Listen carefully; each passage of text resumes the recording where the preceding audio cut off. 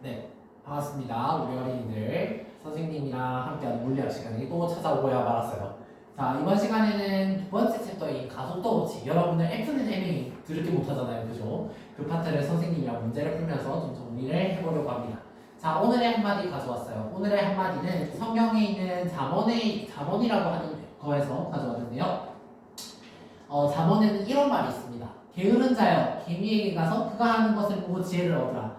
개미도 하물며 그렇게 부지런한데 우리 인간이 안 부지런하면 안 되겠지요. 그래서 바지런히 움직이시라고 선생님이 오늘 한마디 성경에서 가져왔습니다. 자, 그러면 잠깐 개념 정리하고 가도록 할게요. 자, 우리가 잠깐 개념 정리를 하기 위해서 위다라고 하는 것에 대해서 개념을 먼저 정리를 해야 돼요. 변이라고 하는 건 뭐냐면 위치의 변화량이다라고 정의했었죠.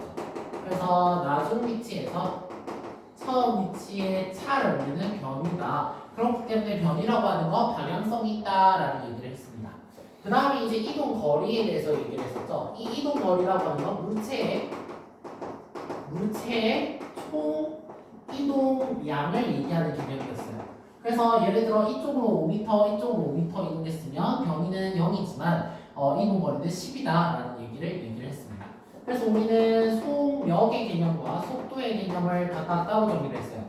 속력이라고 하는 건 시간에 대해서 이동한 총 거리를 얘기를 했었고, 속도라는 건 시간 변화량과 위치 변화량, 즉 변이에 대해서 얘기하는 개념이었다라고 선생님이 얘기를 했었죠.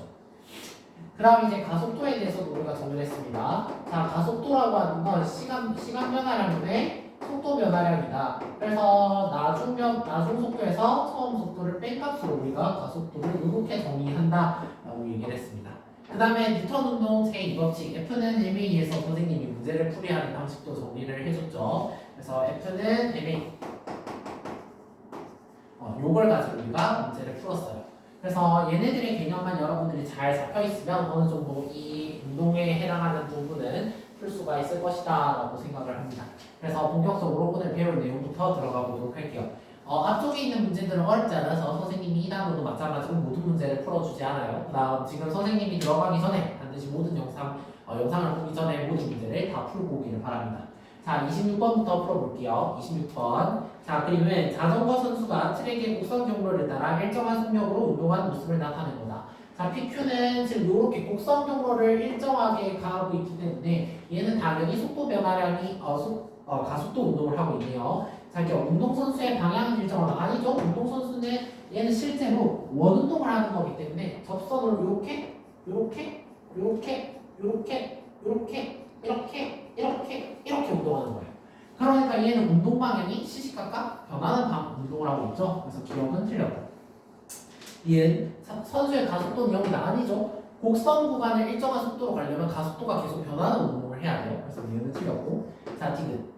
평균 속력은 평균 속도의 크기보다 크다. 자, 그럼 이 원의 거리와 그 다음에 얘네들을 이어준 이 거리, 직선 거리 중에 누가 커요? 원이 크죠. 왜냐하면 이 원주보다 이 질은 이 현의 길이가 더 작기 때문에 이 현의 길이는 뭘 나타낸 거예요? 위치의 변화량을 나타낸 거죠. 그 다음에 얘는 전체 이동 거리를 나타낸 거예요. 그럼 똑같은 시간에 갔으니까 분모가 같죠.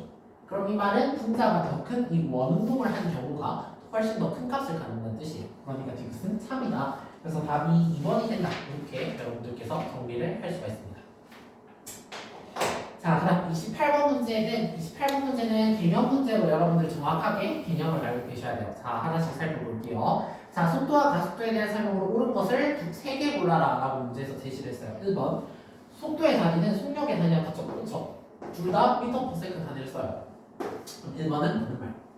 2번 가속도는 단위 시간 동안 물체의 위치 변화량 아니죠? 무슨 변화량으로 정했어요? 속도 변화량으로 정의를 했죠? 그래서 2번은 틀렸고. 자, 속도 방향과 가속도 방향 항상 같다. 아니죠? 항상 같지 않을 수도 있어요. 그래서 3번은 틀렸고.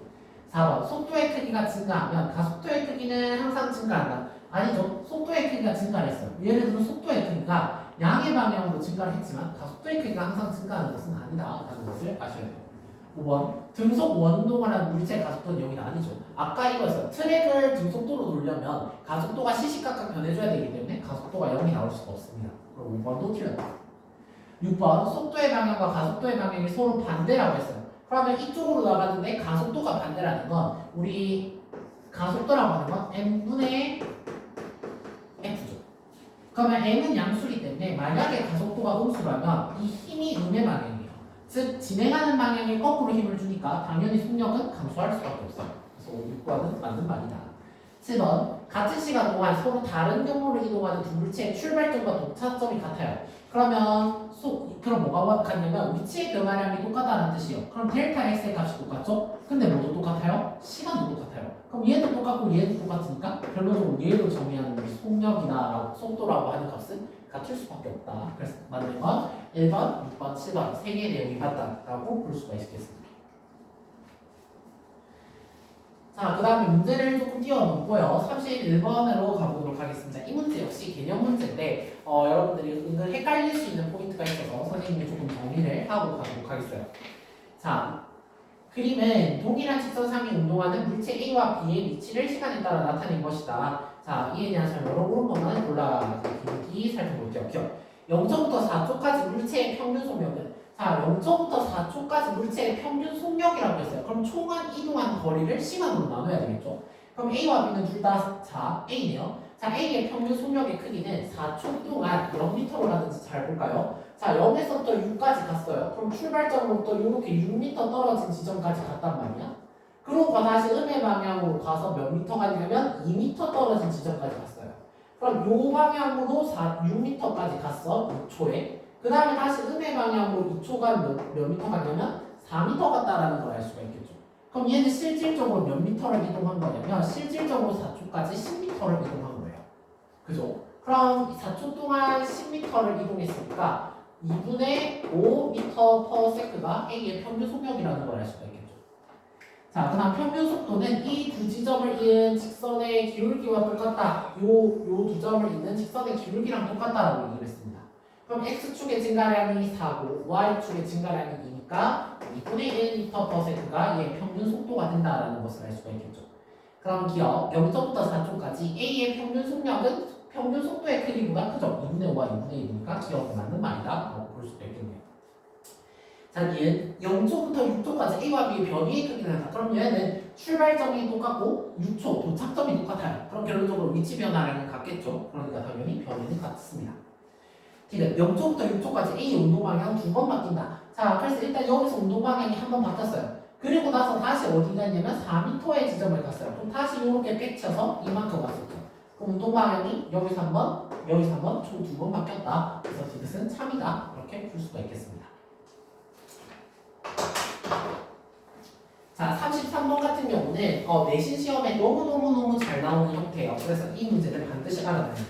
그 다음 대표적인 VT 그래프인데요. 이렇게 VT 그래프를 주고 해석을 하라고 할 수도 있지만 보통은 이제 어떤 복잡한 문제를 주고 VT 그래프를 그려야 되는 문제들이 있기 때문에 우리는 이 VT 그래프랑 조금 친해질 필요가 있어요. 자, 문제를 볼게요. 그림은 직선상에서 운동하는 물체의 속도를 나타낸 건데 자, 일단 8초부터 4초까지를 한번 살펴볼게요. 자, 8초부터 4초까지 운동을 한번 살펴보면 속도가 변화 없이 일정하단 말이죠. 그죠? 그럼 VT 그래프에서 선생님이 기울기에 해당하는 값은 자, 한번 정리를 할까? 자, VT 그래프에서 첫 번째 직선의 기울기는 뭐를 의미하겠죠? X축의 증가 해보면 돼.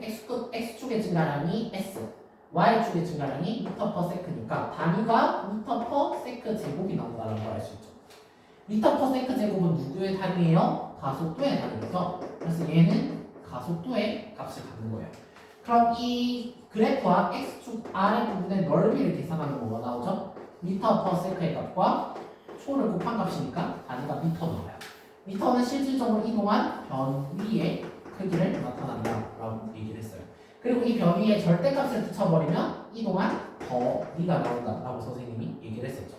그럼 얘는 일단 0초부터 4초까지는 지금 이 값이 일정하게, 즉 기울기가 0이에요. 그럼 이 말은 이때 작용하는 가속도가 0이다라는 뜻이고 등속 운동을 해야 돼요. 등속. 자, 그러면 변위를 한번 계산해 봅시다. 자, 얘는 변위를 계산하면 4 곱하기 8 하니까 32m만큼 등속 운동을 했어요. 자, 그 다음 4초부터 7초까지 운동을 한번 생각해 봅시다. 자, 4초부터 7초까지는 가속도가 일정하니까 등가속도 운동을 했다라는 것을 알 수가 있어요. 그럼 증가속도 운동을 했는데 어떻게 증가속도 운동을 했냐? 기울기가 x값의 증가량이 4에서 7만큼 증가했으니까 3만큼 증가했어요. y값의 감소량은 마이너스 10입니다. 그럼 얘는 가속도가 마이너스 4인 등가속도 운동을 했어요. 그러면 요만큼의 넓이를 한번 계산해 볼까요? 자, 이 아랫부분의 넓이는 2 곱하기 8이니까 16이 되겠죠. 그죠? 그러니까 16m 이동을 한 거고, 그 다음 이 아랫부분의 넓이는 1 곱하기 4니까 2네요. 2m만큼 변이가 이동한 거예요. 자, 그 다음에 다시 또 한번 꺾였어요. 7초부터 10초까지는 또다시 기울기가 0이 됐네요. 그럼 여기도 등속 운동을 했다는 걸 알 수 있고, 이때 가속도가 0이 나오겠죠? 그럼 이 아랫부분의 넓이를 계산하면 이때 변이가 나오니까 3, 4에서 12m만큼 변이가 됐다는 걸 알 수 있어요. 이까지 되시나요? 자, 그 다음에 마지막 제시되어 있는 이 부분에 다시 등가속도 운동을 했어요. 그럼 기울기가 x값의 증가량이 2고 y값의 증가량이 8이네요. 그러니까 기울기가 4인 애를 운동했다. 그럼 이게 대칭이니까 여기 계산하면 11에서 0이 돼요. 그럼 이 부분과 이 부분은 두 번 계산하면 바보죠. 대칭 관계잖아요. 그럼 이 부분에 해당하는 넓이가 1 곱하기 4니까 2m예요. 그럼 이 부분에 해당하는 넓이도 2m다 라고 볼 수가 있겠죠. 됐나요? 그럼 이 그래프를 바탕으로 선생님이 첫 번째 전체 범위를 계산해 볼게요. 자, 이 범위는 위에 부분을 양수로 계산해 주면 돼요. 32m. 그 다음에는 이 넓이가 16m였죠. 그 다음 얘는 음의 넓이를 쭉 계산해 줘야 돼요. 마이너스 2m, 12m, 2m. 그 다음에 양의 방향으로 2m 이렇게 되겠죠. 계산해 주면 48m 빼기 16m 더하기 2m. 그럼 50m에서 16m를 빼주는 거니까 34m. 그러니까 얘는 원점으로부터 34m 떨어져 있는 아이라는 걸 알 수가 있겠죠. 그럼 실질적인 이동 거리는 얘네들을 다 절대값을 씌워서 더해주면 돼요. 그럼 32m, 16m 처음이니까 지금 다 써볼게요. 2m, 12m, 2m, 2m. 얘를 양수로 다 치환해서 계산해주면 돼요. 자, 계산해주면 이렇게 넣으면 20m 나오죠. 그럼 이렇게 계산하면 44m까지 하면 46m. 계산하면 총 66m 이동했다는 것을 알 수가 있네요. 그러면 우리가 거리가 나왔으니까 평균적인 속도도 알 수 있어요. 이 공간에서 평균 속력을 알 수 있어요. 왜냐하면 36m를 12초 만에 주파했기 때문에 계산해주면 평균적으로 3m/s의 속도로 달렸다라는 것을 우리가 계산을 통해서 알 수 있다. 이렇게 이제 계산이 된다는 거네요. 그래서 이것까지 분석을 다 하고 밑에 풀이를 선생님이랑 풀어볼게요. 기억. 물체의 가속도는 5초일 때. 그럼 5초일 때는 이 구간이죠. 그럼 가속도의 크기라고 하는 값은 절대값을 씌워야 돼요. 그럼 4예요. 그 다음 11초. 11초일 때도 가속도의 크기는 4입니다. 그럼 두 개가 같네요. 기억은 틀렸어요. 0초부터 10초까지. 0초부터 10초까지 물체의 변이는 우리가 변이를 계산을 해놨어요. 어떻게 계산해놨어요? 34m인데 잘 생각해주세요. 이거 두 개 더해야 날라가죠. 그죠? 그럼 얘는 어차피 변이가 빵이잖아. 그럼 0초부터 10초까지는 이 변이를 그냥 그대로 갖다 써도 돼요. 34m죠? 여기 틀렸어요. 0초부터 12초까지 물체의 운동 방향은 두 번 바뀐다. 자, 물체의 운동 방향이 바뀌었다라는 소리는 속도가 0이 되는 지점이 두 번이냐는 있는 거예요. 그럼 여기에 속도가 0이 되는 지점 한 번, 여기도 0이 되는 지점 한 번이니까 총 두 번 바뀌었다. 그래서 참이다. 계산해주면 답 2번이 된다라는 것을 알 수 있어요. 그래서 이 그래프를 통해서 많은 것을 얻어낼 수 있기 때문에 너무너무 중요한 문제고 내신에서 무조건 단골로 나오는 문제니까 여러분들이 꼭 알아두셨으면 좋겠습니다.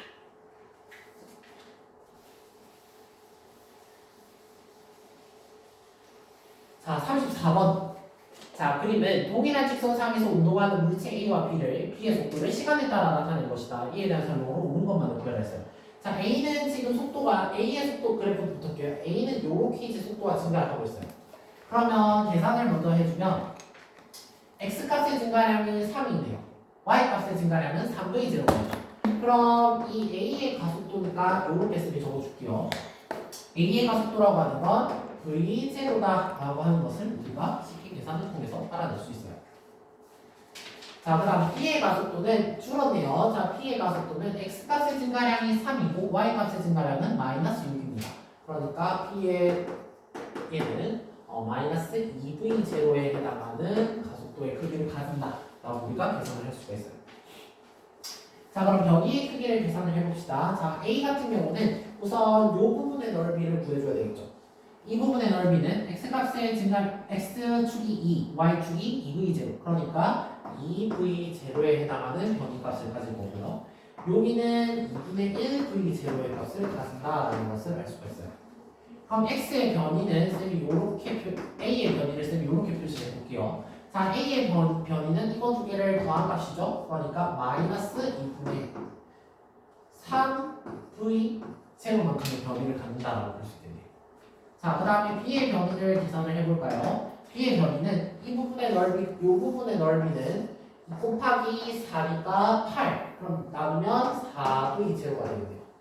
4v 제곱. 그 다음 여기는 2 곱하기 1 하면은 그냥 v 제곱가 되겠죠. 계산해주면 3v 제곱가 된다라는 것을 알 수가 있어요. 자, 그래서 0초부터 3초까지의 변이 크기는 a가 b보다 작다. 그렇죠? 압도적으로 작아요. 미은 0초부터 2초까지의 평균 속도의 크기는 어떻게 구한다 했죠? 자, 0초부터 몇 초까지 구했어요? 2초까지 구했어요. 자, b는 0초일 때는 4v0고 2초일 때는 0이에요. 그러면 b의 평균 속도는 얼마가 되죠? 2v0가 되겠죠? a는 마이너스 2v0랑 0이에요. 그럼 평균 속도는 마이너스 v0가 돼요. 그럼 크기니까 절대값을 씌우면 되겠죠. 자, 0초부터 2초까지의 마이너스 v0가 되겠죠. 그럼 2v0랑 v0니까 당연히 평균 속도는 b가 a보다 크다라는 것을 알 수가 있어요. 이는 0초부터 2초까지 b가 받는 힘의 방향과 운동 방향. 자, 지금 얘는 속도가 줄었어요. 그럼 얘는 일단 가속도가 우수니까 b가 받는 힘의 방향이 음의 방향이다라는 걸 알 수 있어요. 그렇기 때문에 얘는 서로 다르다라는 것을 알 수가 있겠죠. 만약에 서로 같았다면 양의 방향으로 가야 되겠죠. 그래서 계산해주면 답이 3번이 나온다라는 것을 또 쉽게 알 수가 있습니다. 자, 그 다음에 35번을 풀어볼게요. 이 문제도 너무 중요해요. 자, 그래서 이 문제는 여러분들이 꼭 잘 푸셔야 돼요. 왜냐면 너무 중요해요. 자, 이 문제를 가지고 우리는 이 문제를 나오면 선생님이 우리 교재에서도 했지만 VT 그래프를 그려서 해석을 해야 된다고 했죠. 그러면 이 문제를 보자마자 이렇게 바로 VT 그래프를 그려놓고 시작을 해야 돼요. 자, 그림은 정지 상태에 있었어요. 자, 이제 정지 상태를 보면 그냥 넘어가면 안 돼요. 정지 상태 V0가 0이다를 찍고 가야 돼요. 정지 상태에 있던 물체가 직선상에서 운동하는 동안 물체의 가속도를 시간에 따라 나타냈네요. 자, 그러면 천천히 한번 봅시다. 0초부터 2초까지는 가속도가 마이너스 4로 일정한 등가속도 운동을 했어요. 그럼 2초까지는 가속도가 음의 방향이에요. 그럼 이 말은 속도가 음의 방향 쪽으로 증가를 해야 된다는 뜻이지. 그럼 2초일 때 속도가 음의 방향으로 이렇게 증가를 할 거야. 증가를 할 건데 x값의 증가량분의 y값의 증가량을 한 이 기울기 값이 얼마가 나와야 되더라? 마이너스 4가 나와야 되겠지.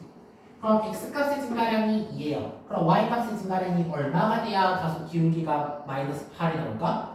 마이너스 4가 나올까? 쌤이 답을 말해버렸네. 마이너스 8이 되겠죠. 그러니까 얘는 이때 속도가 마이너스 8m/s다. 쌤이 이 축은 m/s, 그다음 이 축은 초라고 할게요. 그러면 그래프가 이렇게 이어져야 되겠죠. 여기까지 되겠나요? 자, 그다음 2초부터 4초까지는 작용한 가속도가 0이에요. 이 말은 등속도 운동을 했다라는 것을 알 수 있어요.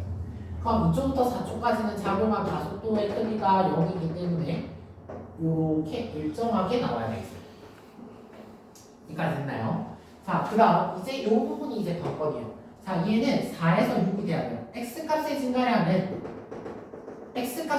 자, 그다음 가속도가 양수지. 그럼 기울기가 양수여야 돼요. 자, x값의 증가량이 2가 됐어요. 자, 근데 가속도가 2려면 y값의 증가량은 얼마가 돼야 되더라? 4가 돼야 되겠죠. 그러면 이 값이 얼마를 가질 텐데 이렇게 이어준 기울기가 x값의 증가량분의 y값의 증가량이 2가 되려면 2분의 얼마가 돼야 돼? 4만큼이 올라가야 되겠죠. 그럼 이 값이 얼마라는 걸 알 수가 있어요? 마이너스 4라는 걸 알 수 있어요. 이렇게 해도 되고 선생님 저는 모르겠어요. 계산해보세요. 자, 나중 속도는 처음 속도. 그럼 여기 처음 속도는 6초일 때 속력은 4초일 때 속력 더하기 요렇게 계산을 해주면 되겠죠. 왜냐면 2초가 걸렸으니까. 그럼 대입을 해보면 마이너스 8 더하기 가속도가 2라고 했으니까 4니까 마이너스 4입니다. 어차피 똑같이 나오거든요. 그래서 선생님처럼 기하적인 그래프로 해석을 하셔도 되고 등가속도 운동 공식에 넣어도 상관이 없어요. 자, 그 다음에 6점부터 8초까지는 다시 가속도가 0이니까 등속도 운동을 할 거예요. 그럼 0초부터 8초까지는 다시 이 속도가 그대로 유지되는 요런 그래프가, VT 그래프가 그려질 거다. 그러면 여기서 조금 더 나아가 볼게요, 선생님은. 자, 각각의 변이값도 계산해 봅시다. 자, 요 넓이를 계산하면 변이가 나오겠죠. 그러면 사각형의 넓이가 16이니까 절반하면 8m가 되겠네요. 자, 그 다음에 여기는 사각형의 넓이가 얼마가 되겠어요? 16m가 되겠죠. 자, 그 다음 얘는 사다리꼴로 해도 되지만 하나하나씩 떼서 볼게요. 얘네들이 각각 몇 미터가 되냐면 2 곱하기 4니까 8m씩 차지할 거예요. 8m. 그럼 얘는 이 사각형의 넓이 8m의 절반이니까 4m다. 그러면 얘 변위의 값을 계산을 해보면 8이 3개니까 24m, 그 다음에 16m에 남은 4m 빼먹자갖고 더해주면 44m만큼의 변위값을 갖습니다. 이렇게 문제를 풀 수가 있겠네요. 자, 기억부터 하나씩 풀어볼게요. 자, 기억. 4초일 때 속력. 자, 4초일 때 속력은 속도의 절대값을 씌우면 돼요. 속도의 크기나 속력이랑 같은 말이라는 뜻이에요. 자, 4초일 때 속력은 4m/s이다. 아니죠? 8m/s라는 걸 알 수 있어요. 기억 틀렸고. 자, 4초부터 6초까지 속력을 감소한다. 8에서 4가 됐어요. 그럼 속도의 크기의 관점에서는 속력은 감소했다는 걸 알 수 있죠. 자, 5초일 때 운동 방향은 1초일 때 운동 방향과 반대는 아니죠. 지금 속도가 다 음수예요. 속도가 다 음수이기 때문에 운동 방향은 같은 방향이다라는 거죠. 얘 0초부터 7초까지 변이의 크기를 계산하면 40m이다. 그렇죠? 우리 계산을 한 0초부터 7초까지니까 여기까지를 계산하셔야겠죠. 이렇게. 그러면 절반이니까 4m. 44m에서 4m로 날리면 되니까 40m라고 하는 값을 구할 수가 있겠네요. 그래서 답은 리을과 리을만 맞으니까 2번이다. 체크를 해주시면 되겠습니다. 어렵지 않죠? 그래서 이 문제는 이 VT 그래프를 그리는 너무너무 중요한 문제고 좋은 문제예요. 학교 내신 시험에 정말 단골로 잘 나오니까 여러분들이 반드시 이 그래프를 그리고 해석을 할 줄 아셔야 되겠어요. 아시겠죠? 자, 그 다음 자 이렇게 하면 이제 가속도에 대한 얘기는 다 했고요. F는 MA 이제 풀어보겠습니다. 자, 가속도 법칙에 해당하는 문제들을 쌤이 이제 풀어볼 거예요. 39번부터 40번은 하나로 연결된 문제예요. 이게 하인데 선생님 생각에는 이게 중이에요. 왜냐면 내가 봤을 때 이 문제집이 풀을 잘못했어. 내가 봤을 때 뒤에 그 43, 4 있죠. 이 문제는 선생님 풀 건데 이게 하야. 이게 중이고. 왜 이렇게 표시했는지 모르겠지만 이 문제가 하인데 왜 이렇게 안 풀리지 했던 친구들이 있을 거예요. 자, 한번 해볼게요. 자, 그린 가와나는 수평면 위에 놓여있는 물체 A와 B의 크기가 F인임이 수평 방향으로 작용하는 모습을 다는 A와 B가 서로 접촉한 상태에서 크기가 5F인 힘이 수평 방향으로 작용하는 모습을 나타낸 것이다. 가와 나에서 A, B는 각각 3m/s 제곱이랑 2m/s 제곱의 가속도로 등가속도 직선 운동을 한다. 자, 39번은 둘의 질량을 구하라는 문제예요. 자, 지금 얘의 질량을 MA라고 줬고 그 다음에 얘의 질량을 MB라고 줬어요. 자, 이때 MA와 MB의 B를 구하라고 하는 문제인데요. 자, F는 쌤이 한번 써볼게요. M, 그 다음에 얘에 작용하는 질량이 3이다 라고 할 수가 있어요. 그 다음, 나에서는 F는 B의 질량 곱하기 가속도인 2를 곱해주면 되겠죠. 그래서 F는 MA 이렇게 구했어요. 그럼 두 식이 같으니까 두 식을 연립시킬 수가 있겠죠. 즉, 3 곱하기 MA는 2 곱하기 MB다 이렇게 구할 수 있어요. 그럼 우리가 구하는 건 MB분의 MA니까 따라서 MB분의 MA는 3분의 2다라는 것을 알 수 있어요. 여기까지 됐나요? 그럼 이제 MA, MB 쓰기 귀찮잖아요. 그럼 쌤이 얘의 질량을 BM으로 잡았다라고 치겠습니다. 그럼 얘의 질량은 몇 M이 되는 거예요? 3M이 되겠죠? 여기까지 됐나요? 그럼 얘는 한 물체로 합쳐졌으니까 5M이 될 거예요. 자, 그러면 쌤이 이 식을 그대로 한번 가지고 와볼게요. 자, 요게 39번에 답이 오고 자, 40번을 풀기 위해서 이 식을 쌤이 그대로 한번 가져와 볼게요. 자, F는 그럼 우리가 이제 얘를 그냥 2M으로 쓰기로 했죠? 6M과 똑같다. 이렇게 볼 수 있어요. 되겠나요? 그럼 여기로 가져오면 5F라고 하는 건 5M에다가 작용하는 가속도를 곱한 값이에요. 근데 우리가 F를 뭐라고 정리하고 그랬죠? 6M이라고 정리를 하고 그랬죠. 그러면 5 곱하기 6입니다. 그럼 약분하면 A가 6이 된다는 걸 알 수 있죠. 그러니까 가속도 크기가 6m/s 제곱이다 라는 걸 구할 수 있습니다. 그래서 기본적인 F는 MA로 문제를 풀어주면 되기 때문에 그렇게 어렵지는 않은 문제다라고 정리를 할 수가 있어요.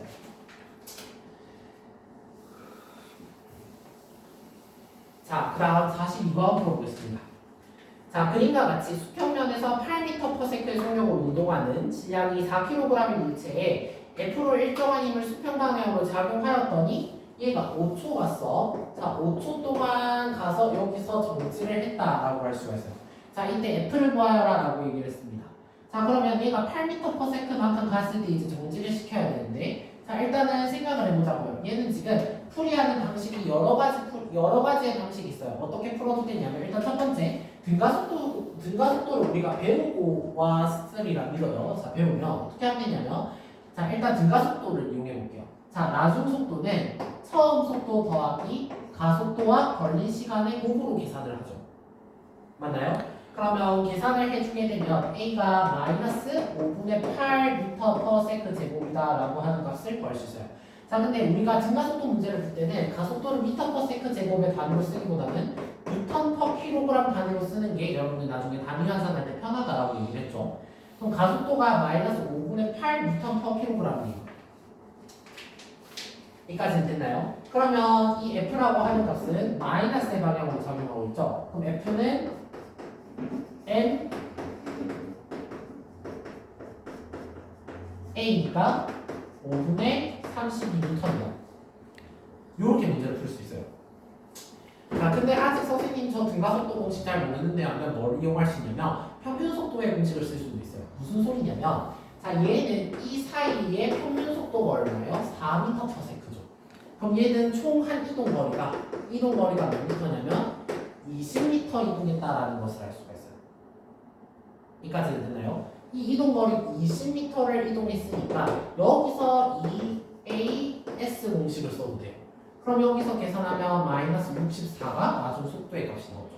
그럼 똑같이 계산하면 마이너스 5분의 8이 나와요. 이렇게 거리를 써도 되고, 그 다음 세 번째, 아니면 그냥 가속도의 정의를 써도 돼요. 가속도라고 하는 건 속도의 변화량이죠. 걸린 시간을 속도의 변화량으로 계산을 해주면 되니까 마이너스 5분의 8m/s 제곱이다라는 게 바로 나오죠. 사실 선생님은 이 방식으로 문제를 풀었어요. 가속도가 바로 나오기 때문에. 그러면 마이너스 F라고 하는 건 4kg에다가 마이너스 5분의 8 단위는 전환이 되죠. N/kg으로 전환이 되기 때문에 계산해주면 5분의 32N이다 라고 하는 것을 풀 수 있어요. 가속도의 정의를 이용해도 되고, 등가속도의 두 가지 방식, 얘는 평균 속도까지 결합한 거죠. 그래서 등가속도의 두 가지 방식 중 어떤 것으로 풀어도 상관이 없습니다. 그래서 세 가지 방법 다 알아놓으셨으면 좋겠어요.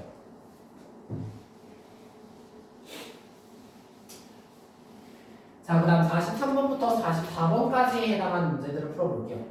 자, 그림과 같이 수평면 위에 물체 ABC가 서로 접촉한 상태에서 수평 방향으로 27N의 힘이 작용하였더니 세 물체가 함께 운동했어요. ABC의 질량이 각각 4kg, 6kg, 3kg 일 우선 첫 번째 A에 해당하는 알짜임 구하여라 하면은 우리가 하는 대로, 첫 번째 방식 하는 대로 하면 돼요. 일단 첫 번째 전체 합력을 생각한다. 전체 합력은 뭐예요? 자, 얘네들은 서로 작용 반작용, 작용 반작용이기 때문에 서로에 작용하는 힘들은 어차피 다 날아갈 거예요.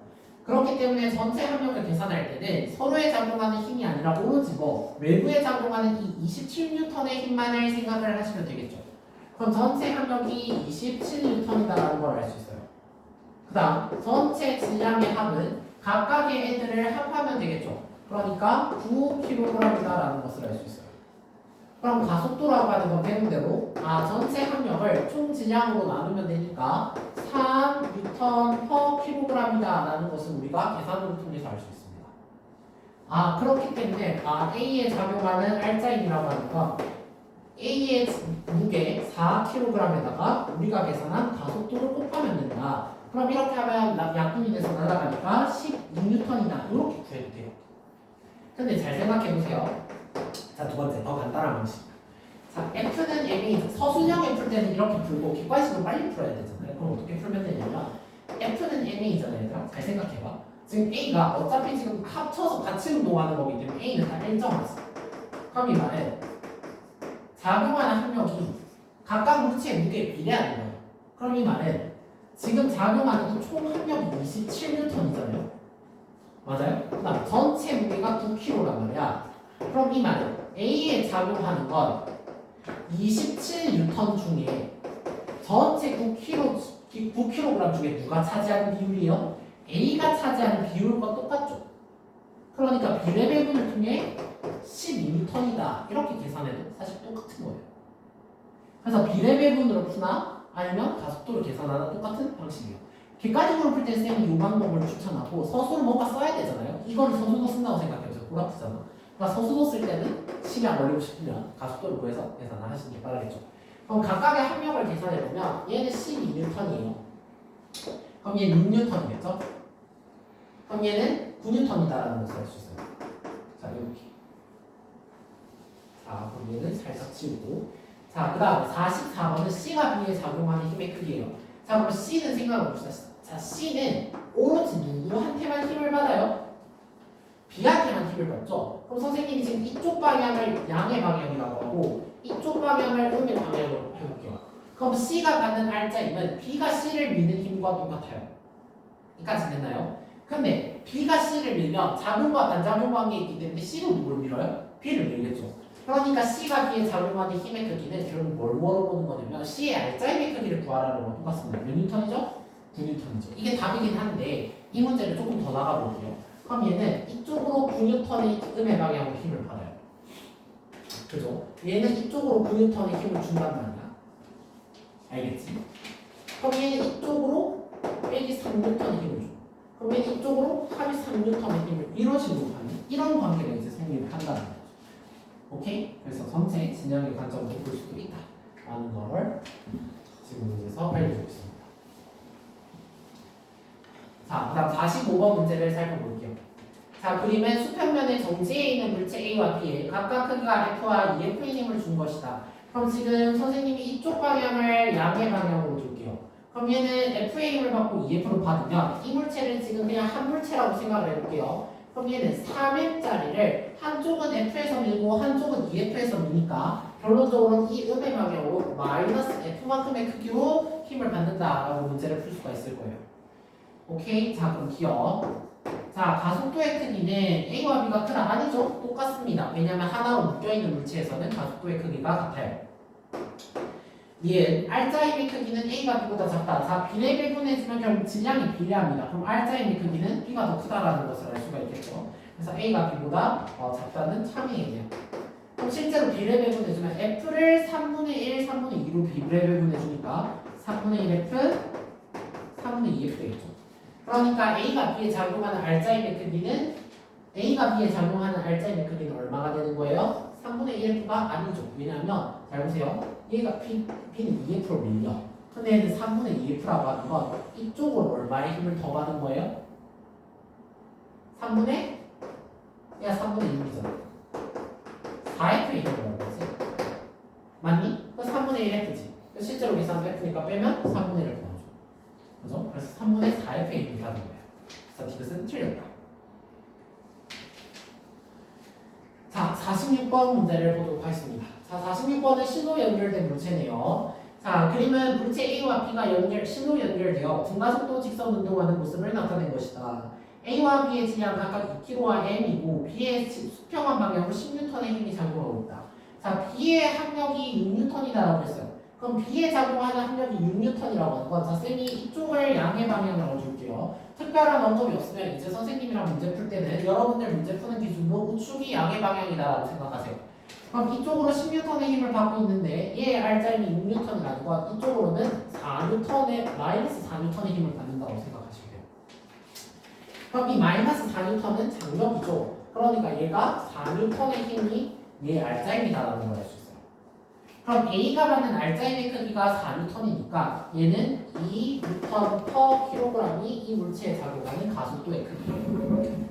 자, 그러면 F, B를 계산해볼까? 자, B가 받는 R자임은 2N/kg에다가 얘의 질량을 곱한 값이다라고 볼 수가 있겠죠.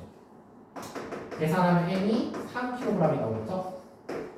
됐나요? 그럼 B의 무게는 3kg이다 라는 것을 우리가 알 수가 있어요. 자, 기억 B의 가속도는 2m/s 제곱이다. 그렇죠? A의 가속도의 크기랑 똑같아요. 그럼 기억은 참이다. 얘는 M은 3kg다. 그렇죠? 계산하면 M은 3kg고 실이 A를 당기는 힘의 크기가 4N이다라는 걸 계산을 통해 알아냈습니다. 그래서 답을 계산하면 몇 번이 되냐면 5번이 된다는 걸 알 수가 있겠죠. 그래서 여러분들 F는 MA 문제가 어차피 패턴이 다 거기서 거기에요. 그래서 천천히 연습을 하면 어렵지 않으니까 연습을 한번 해보도록 하세요. 자, 그 다음 47번 문제를 살펴봅시다. 자, 다음은 알짜임이 작용할 때 술의 운동을 알아보는 실험이다.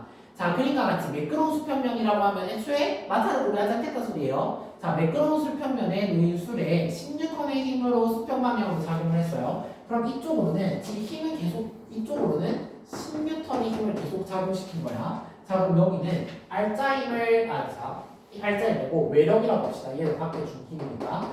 자, 이 외력의 크기가 10N이었어요. 자, 그 다음에 이 술의 질량도 모르니까 M으로 출발을 해봅시다. 자, 가에서는 이 상태가 가야. 자, 그럼 나는 가에서 술에 작용하는 힘만 더 줬어요. 그러니까 여기는 20N을 준 거죠. 맞아요? 이때 질량은 M으로 똑같아요. 자, 어차피 장력의 크기는 똑같습니다. 장력의 크기는 똑같기 때문에 가속도의 크기가 이제 증가를 해야 되겠다라는 거예요. 자, 그 다음 가에서 추를 이용하여 수레의 전체 질량을 2배시켰어요. 그럼 얘는 10N은 똑같고 얘를 2M만큼 늘렸다라는 거죠. 이에 대한 설명으로 오른쪽만 있고요. 그러면 당연히 질량이 얼마가 되는 거예요? 5kg이 되겠죠? 그죠? 왜냐면 F는 MA잖아요. 그죠? 그럼 계산을 해주면 여기는 5kg이고 여기는 10kg이에요. 그러면 위아래를 나누면 가속도가 나오잖아요. 여기는 4고 여기가 1이다라는 걸 알 수가 있겠죠. 자, 기억. 술의 질량은 5kg다. 그쵸? 술의 질량은 5kg다라는 걸 구했어요. 니은 기억은 4고 니은은 1이다. 그렇다. 지금 질량이 일정할 때 물체의 가속도는 알짜임의 반비례하면서 F과 F는 MA야. 자, 이때 뭐가 일정하게 줬대? 만약에 얘가 일정해. 얘가 일정하다면 물체에 작용하는 가속도는 뭐에 비례해서? 힘에 비례하겠죠. 이것은 반비례한다라고 얘기했으니까 틀리면 되겠어요. 그럼 답은 계산하면 3분이 되겠죠.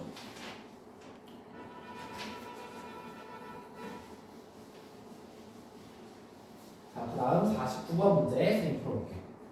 자, 그림 가나와 같이 용수철조물로 연결된 물체 A와 B를 수평면에 놓은 뒤 크기가 F인 힘을 각각 A, B의 수평 방향으로 작용하였더니 용수철에 나타난 힘의 크기가 각각 2N과 4N이었어요. 이에 대한 설명을 오른쪽을 보라라고 얘기했습니다. 자, 일단은 얘가 용수철 저울과 2N과 4N은 각각 뭐를 나타낸 거냐면 A와 B 사이에 작용하는 장력의 크기를 나타낸 거예요. 그럼 여기서는 이 B가 2N의 힘으로 끌려갔다라는 거고 A는 마이너스 2N의 힘이 작용을 하는 거죠. 여기에서는 얘가 4N의 힘이 작용한 거고 이렇게 마이너스 4N을 작용한 거예요. 자, 그럼 잘 생각해보면 지금 A와 B의 질량은 똑같아요. 그죠? 그 다음에 전체의 합력도 계산하면 똑같습니다. 그럼 가와 나에서는 뭐가 똑같냐면 두 물체에 작용한 가속도의 크기가 똑같다라는 것을 알 수가 있어요. 그럼 여기도 가속도가 A라면 여기도 가속도가 A예요. 자, 그러면 A의 질량과 가속도를 곱하면 A에 작용하는 알짜임이 나오겠죠. 얼마예요? F 빼기 2예요. 자, 얘도 마찬가지입니다. A의 질량과 가속도를 곱하면 A의 알짜임이 얼마가 나와야 돼요? 4가 나와야 되겠죠. 그럼 계산하면 F가 6N이다라는 걸 알 수가 있어요. 자, F는 6N이다. 요렇게 구할 수가 있네요. 자, 그러면 A의 질량을 쌤이 MA라고 주겠습니다. 자, 얘가 MA고 그럼 B의 질량을 쌤이 MB라고 적을게요. 자, 그러면 이때 A에 작용하는 알짜 힘이 4N이죠. 그 다음 여기서는 B에 작용하는 알짜 힘이 2N이죠. 그럼 F는 MA에서 지금 둘한테 작용하는 거가 똑같냐면 가속도가 똑같아요. 그러면 F 힘의 크기는 결론적으로 질량이 필요합니다. 그럼 MA 대 MB를 하라는 건 둘에 작용하는 알짜 힘의 크기를 계산하는 것과 똑같으니까 3분의 1이 됩니다. 그럼 계산하면 A의 질량이 B의 질량에다가 2배를 곱한 값과 같다라는 것을 우리가 풀 수가 있어요. 자, 그럼 진행 풀어보겠습니다. 기억. 자, A에 작용하는 알짜임의 크기는 나는 몇 뉴턴이 작용하고 있어요? 4뉴턴이 작용하고 있고 가는 몇 뉴턴이 작용합니까? 가도 4뉴턴이 작용해요. 둘이 똑같다라는 거예요. 자, 이렇게 계산을 해도 되고 그냥 당연히 왜냐면 가속도가 똑같고 질량이 똑같잖아요. 그죠? 그럼 알짜임의 크기는 같겠죠, 당연히. 예, 질량은 P가 A의 2배 나누죠. P는 A의 2분의 1입니다. 디귿 F는 6뉴턴이다. 계산하니까 F가 6뉴턴이 나온 걸 알 수가 있겠어요. 그럼 디귿까지도 3이다 라고 문제를 풀 수가 있습니다. 자, 그 다음 51번 문제를 풀어보도록 할게요. 잠깐 물 한 잔만 먹고.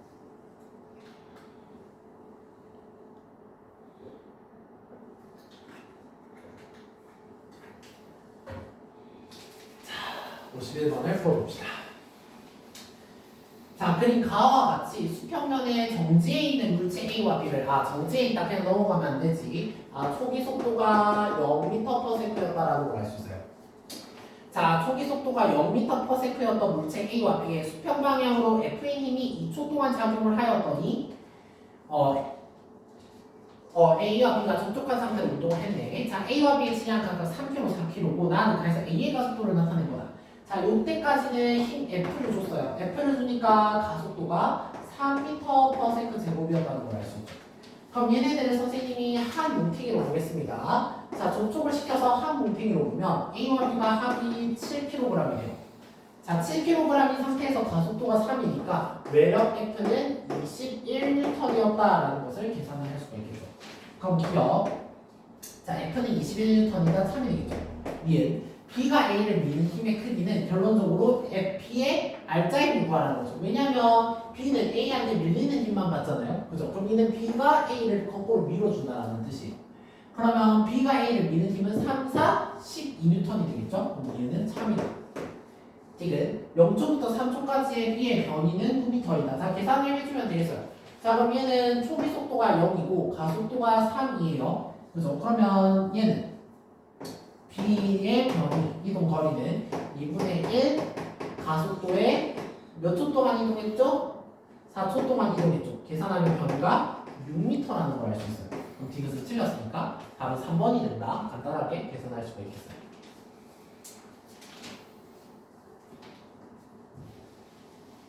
자, 그 다음 53에서 54 풀어보겠습니다. 자, 그림가는 수평면 위에 정지해 있었네요. 정지해 있었으니까 초기 속도가 0이었겠다 라는 거를 바로 풀 수가 있어요. 자, 이렇게 정지해 있던 질량이 2kg인 물체에 크기가 F인 힘이 수평 방향으로 작용하는 모습을 나는 F를 시간에 따라 나타낸 것이다 라고 얘기를 했어요.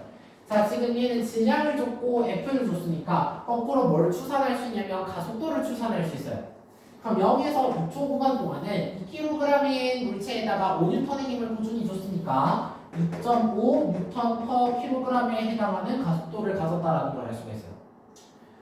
자, 그 다음 얘는 가속도가 2배가 되면 되겠죠. 그럼 5 N/kg이다. 그럼 계산해주면 답이 4번이 나와요. 53번은. 그럼 이 53번을 바탕으로 선생님이 무슨 그래프를 그리라 했죠? V 그래프. 자, 0, T, V. 자, 그럼 출발을 0에서 할 거예요. 자, 0에서 출발해서 몇 초까지 우리는 일단 우선은 2초를 먼저 볼 거예요. 자, 2초를 봤을 때 가속도가 2.5가 나와야 돼요. 자, 2.5는 2분의 5라고도 쓸 수 있죠.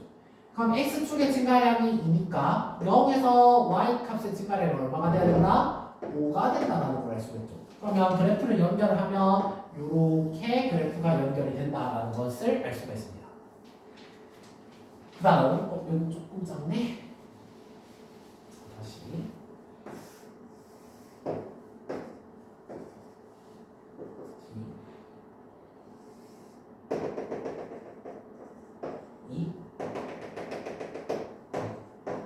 자, 그 다음 여기서 출발할 거예요. 자, 그 다음에는 x값의 증가량이 2예요. 근데 얘가 기울기가 5가 되려면 y값의 증가량은 10이 돼야 되겠죠? 그럼 얘가 15가 돼야 되겠죠. 이렇게 그래프를 그려주면 됩니다.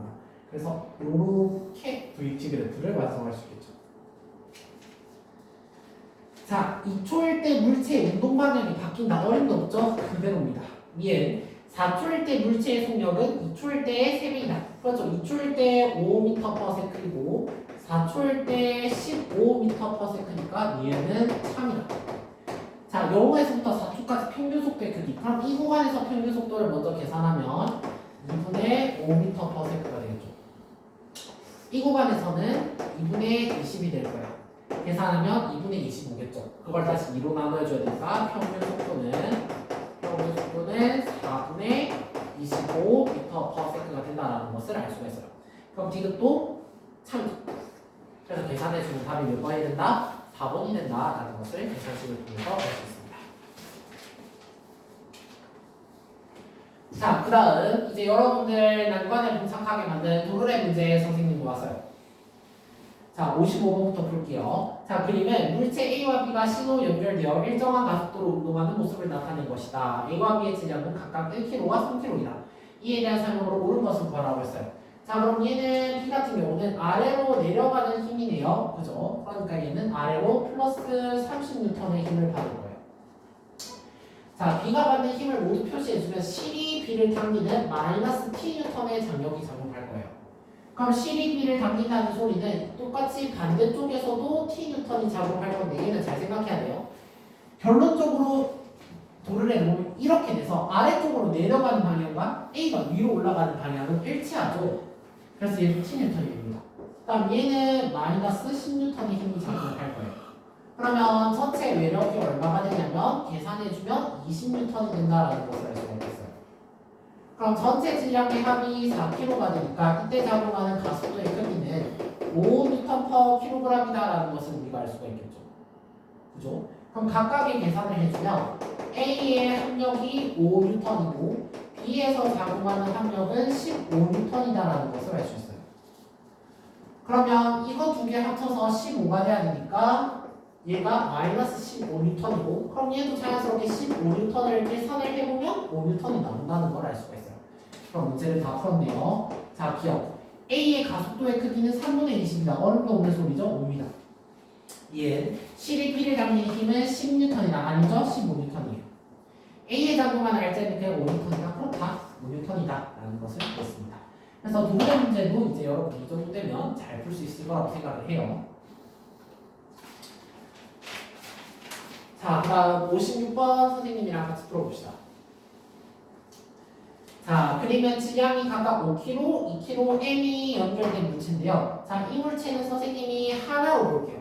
그럼 얘는 질량이 m 플러스 2kg에 해당하는 질량을 갖는 물체다. 이렇게 될 수가 있겠죠. 자, 세 물체는 같은 속력으로 등속도 운동을 한다는 소리는 작용하는 가속도가 0이다라는 소리예요. 그럼 작용하는 가속도가 0이다라는 소리는 전체 합력이 0이 된다라는 소리입니다. 여기까지 됐나요? 그럼 얘는 지금 얘가 5kg면 여기도 몇 kg가 돼야 된다는 뜻이죠? 5kg가 돼야 된다는 뜻이죠. 그럼 얘가 2kg니까 합쳐서 5kg가 되려면 얘가 3kg가 돼야 되는 거예요. 그래서 기억 m은 3kg가 참이다. 자, 얘 B에 작용하는 알짜리, B의 알짜리 작용해 버리게 되면 얘는 더 이상 등속도 운동이 아니라 등가속도 운동이 되거든요. 얘는 틀렸다. 이게 C이 C를 당기는 힘은 10N이다. 자, C이 C를 당기는 힘 계산을 해보면 돼요. 자, 얘가 아래로 50N이 작용하니까 얘는 위로 마이너스 50N. 그럼 얘는 위로 50N이 작용을 해야 됩니다. 자, 얘는 아래로 20N이 작용을 해야 돼요. 그죠? 근데 합이 50이니까 아래로 몇 N이 더 작용해줘야 되죠? 30N이 작용해야 되죠. 얘는 중력에 의한 힘이고 얘는 실이 당겨지는 힘이에요. 그러니까 얘는 위로 30N에 해당하는 장력이 작용해야 됩니다. 즉 실이 C를 잡아당기는 힘은 30N이에요. 그럼 이것은 틀렸다. 자, 다음 57번. 자, 그림 가나는 질량이 1kg과 4kg인 물체 A와 B를 용수철 저울과 실로 연결한 모습을 나타낸 것이다.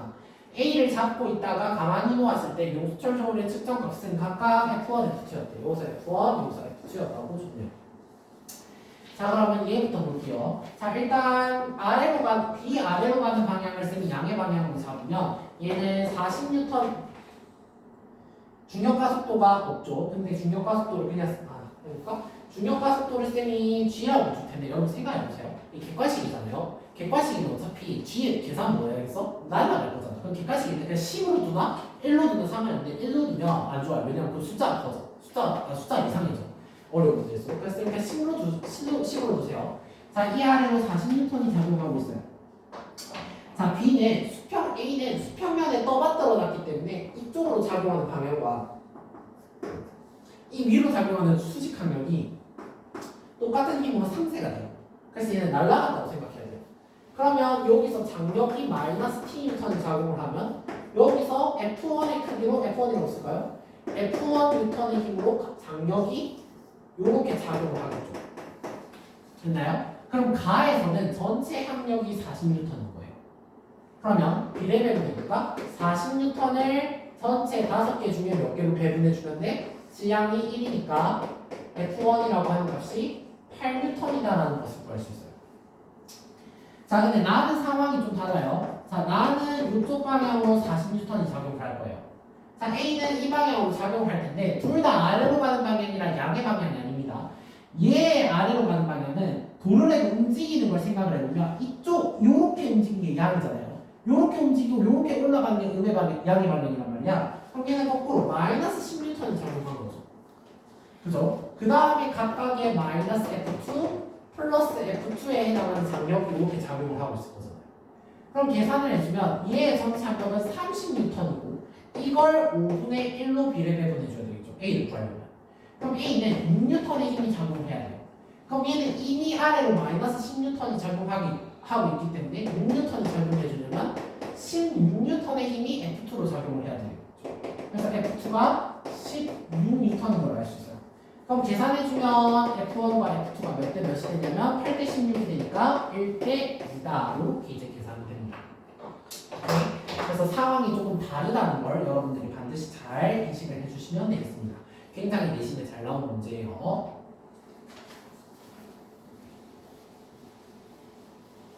자, 우리 친구들 이제 끝이 보여요. 58번 오늘 마지막 문제죠.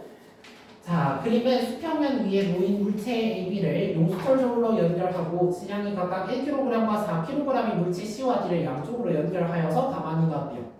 자, 용수철저울의 값이 18N이라고 한다는 것은 이 사이의 장력의 값이 18N이라고 하는 소리고, 자, B의 가속도의 크기가 2라면 여기도 2, 여기도 2 전체 역학비의 가속도가 2다라는 것을 알 수가 있어요. 자, 그러면 천천히 해봅시다. 우선 얘는 지금 전체적으로 C보다 D가 무겁잖아요. 그럼 이 도르래가 이렇게 움직일 거예요. 그러니까 선생님은 D 아래쪽에 가는 방향을 양의 방향으로 잡으면 D 아래로 작용하는 힘이 40N이다라는 것을 알 수가 있어요. 그럼 C는 아래로 작용하는 힘이 마이너스 10N의 힘이 이렇게 작용한다라는 것을 여러분들이 판단을 할 수가 있겠죠. 자, 그러면 얘는 서로가 이렇게 마이너스 T, 일단 쌤이 힘을 다 표시해볼게. 이렇게 TN의 힘으로 당길 거예요. 얘는 T 프라임 뉴턴으로 당겨지면 마이너스 TN으로 당길 거고, 얘는 18N, 얘는 마이너스 18N. 요렇게 이제 전체적인 힘의 관계가 성립을 할 겁니다. 자, 이렇게 힘의 관계가 성립을 할 때 뭘 줬냐면, 지금 B의 가속도의 크기가 그렇죠? 자, 2N per kg이나 이렇게 문제에서 제시를 해놨어요. 그럼 뭐냐면 D에서도 가속도가 있기 때문에 D에 작용하는 항력이 8N이다라는 것을 알 수 있어요. 자, 양의 방향으로 40N이 작용했기 때문에 얘가 8N이 되려면 음의 방향으로 마이너스 32N이 작용을 해야 돼요. 그럼 이 둘은 작용 반작용 관계 있으니까 얘도 32N이 되겠죠. 그러면 얘는 마이너스 18N으로 당기고 얘는 32N으로 당기니까 B에 작용하는 합력은 14N인 걸 알 수 있어요. 그럼 F는 MA니까 F를 A로 나누면 M이 나오겠죠. 그러면 14를 2로 나누면 B의 질량이 7kg이다라는 걸 알 수가 있어요. 자, 그 다음 C도 계산을 해봅시다. 자, 2니까 C에 작용하는 R자임은 2N이어야 돼요. 근데 C의 질량이 1kg네. 그죠? 아래로 마이너스 10N이 작용하고 있었으니까 위로는 8N의 힘을 작용을 해야 됩니다. 미안합니다. 12N의 힘을 작용을 해야 되겠죠? 그럼 여기도 당겨지니까 마이너스 12N이 작용해야 돼. 그럼 왼쪽으로 마이너스 12N만큼 당기고 오른쪽으로는 18N만큼 작용하고 있으니까 요 A에 적용하는 알짜임이 6N이다라는 걸 알 수 있어요. 자, 똑같습니다. 6N, 즉 F를 2N/kg A로 가속도로 나누면 A의 질량이 나오겠죠. A의 질량이 3kg이다 라는 것을 이렇게 되면 알 수가 있어요. 자, 이렇게 해도 되고 그럼 실제로 증명을 해보자. 자, 그럼 이 전체 역학계에 작용하는 압력이 30N이 되겠지. 왜냐면 장력은 날아가니까. 자, 그 다음 전체 질량들을 쌤이 다 계산해보면 요렇게 계산하면 10이죠. 요렇게 계산하면 뭐예요? 그럼 15kg이니까 가속도는 전체 합력으로 질량을 나누는데 그러니까 2m/kg이 나와라고 해서 우리가 계산한 값이 맞다라는 것을 정산을 통해서도 알아낼 수 있어요. 자, 그럼 기억부터 계산을 해봅시다. 기억. C를 남기는 힘은 12N이다. 그쵸? 12N이라는 걸 알 수가 있어요. 니은 A와 B의 질량은 서로 같다. A는 3kg이고 B는 7kg이에요. 뭐 어림도 없는 소리죠? 디귿 B에 작용하는 알짜임의 크기는 14N이에요. 4N입니다. 그래서 답은 1번이다. 이렇게 문제를 풀 수가 있겠습니다. 그래서 우리 오늘 이제 F는 MA에 해당하는 문제들을 다 풀어봤어요. 여러분들이 F는 MA를 조금 어려워하길래 선생님이 천천히 좀 자세히 설명을 해줬는데 여러분 어떻게 잘 들으셨나요? 그래서 오늘 배웠던 문제 어렵더라도 꼭 포기하지 마시고 복수 꼼꼼하게 하신다면 이제 다른 F는 MA 문제가 나왔을 때도 여러분들이 충분히 응용을 해서 푸실 수가 있을 겁니다. 자, 이렇게 해서 챕터 2에 해당하는 가속도 원칙 문제를 마무리를 하고요. 우리는 이제 다음 시간에 챕터 3 등가속도 운동에서 만나도록 하겠습니다. 우리 그럼 다음 시간에 만나요. 안녕.